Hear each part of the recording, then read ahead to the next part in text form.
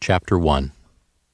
Prepare to face hatred, discomfort, vulnerability, fear, betrayal, and peril.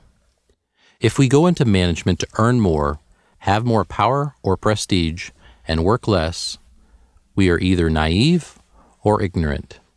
And let's admit right now that those are precisely the reasons most of us go into management.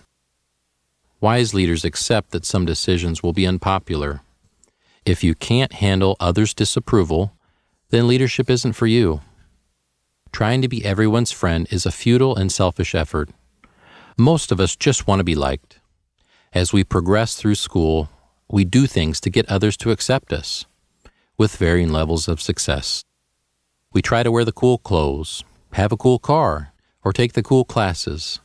We then carry those bad habits into the workplace. We do things to attain the approval of others, allowing true accountability to wither. Some of us want so desperately to be accepted that we will sacrifice the good of the rest of the organization for our own selfish emotional gain. While it might help in the short term, the pursuit of approval is a guarantee of long-term failure. Those who don't throw their leadership opportunities away in pursuit of approval will be teased at best. At worst, they will be ridiculed, mocked, and defamed. So prepare to be hated. But remember that the haters are the ones who don't matter. The ones who do matter will sincerely appreciate your leadership and implicitly trust your guidance, since you have proven your constancy and trustworthiness.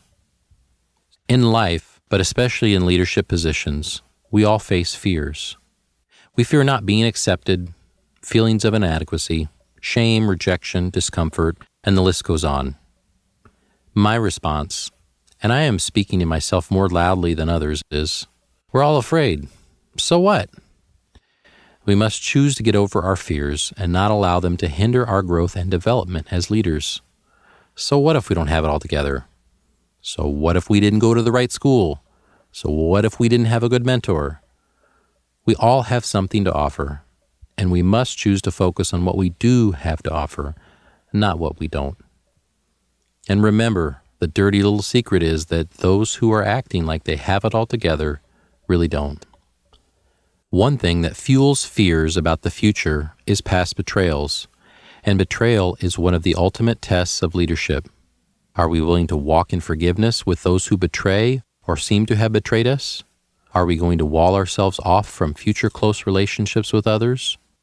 Or are we going to allow intimate relationships with others that ultimately might mean another betrayal? I do recommend that we are wise in this, not allowing obviously dysfunctional people close to us, but we can't use that as an excuse to not be vulnerable.